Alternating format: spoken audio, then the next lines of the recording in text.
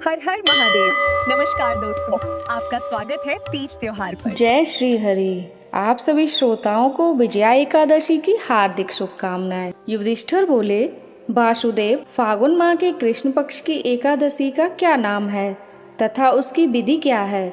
श्री कृष्ण भगवान बोले, युधिष्ठिर, फागुन माह के कृष्ण पक्ष की एकादशी का नाम विजया है।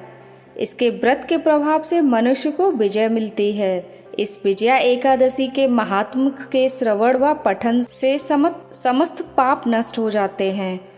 एक समय देवर्षि नारद जी ने जगत पिता ब्रह्मा जी से पूछा, हे ब्रह्मा जी, आप मुझे फागुन माह के कृष्ण पक्ष की विजया नामक एकादशी का व्रत विधान बताइए।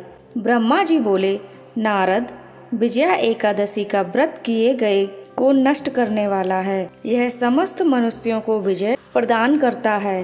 त्रेता युग में श्री रामचंद्र जी को जब 14 वर्ष के लिए वनवास हो गया था, तब वह लक्ष्मण तथा जानकी सहित पंचवटी में निवास करने लगे थे। इस जगह से रावण ने सीता जी का हरण किया। इस दुख से श्री राम जी अत्यंत व्याकुल हुए और सीता जी की खोज में चल दिए। घूमते घूमते उन्हें जटायु मिले, जिनकी आयु समाप्त हो चुकी थी। कुछ आगे चलकर उनकी सुग्रीव के साथ मित्रता हो गई और उन्होंने बाली का वध किया। हनुमान जी ने लंका जाकर सीता जी का पता लगाया। वहां से लौटकर हनुमान जी श्री रामचंद्र जी के पास आए और उन्होंने सब समाचार श्री रामचंद्र जी से कहा।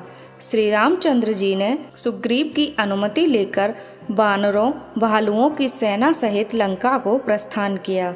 श्री रामचंद्र जी जब समुद्र के किनारे पहुंच गए, तब उन्होंने अत्यंत आगाध और भयंकर मगरमच्छ से युक्त समुद्र को देखकर लक्ष्मण जी से कहा, लक्ष्मण, इस समुद्र को हम किस प्रकार से पार कर सकेंगे?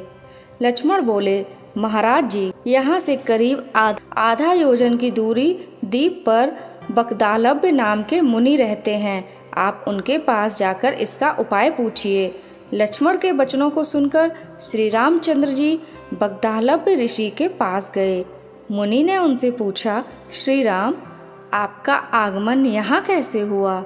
श्री राम जी बोले, महर्षि, मैं अपनी सेना सहित यहाँ आया हूँ और राक्षसों को जीतने लंका जा रहा हूँ। आप कृपा कर समुद्र पार करने का कोई उपाय बताइए। बकधालव्य ऋषि बोले, श्री राम, मैं आपको एक उत्तम व्रत बताता हूँ।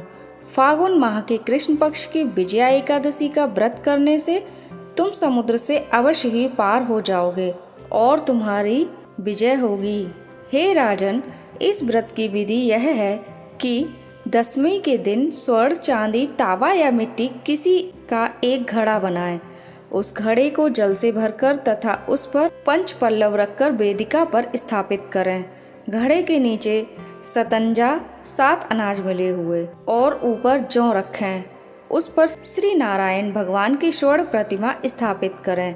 एकादशी के दिन स्नान आदि नित्य कर्म से निवृत्त होकर धूप, दीप, नैवेद्य, नारियल आदि से भगवान की पूजा करें। उस दिन भक्ति पूर्वक घड़े के सामने व्यतीत करें और रात्रि को भी उसी तरह बैठे रहकर जागरण करें। द्वादशी के दिन नदी या तालाब के किनारे स्नान आदि से निवृत्त होकर उस घड़े को ब्राह्मण को दे दें।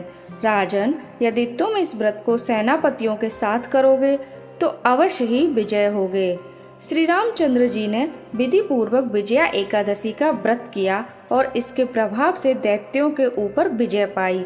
बेटा, जो मनुष्य इस प्रकार व्रत को विधि पूर्वक करेगा, उसकी दोनों लोकों में विजय होगी।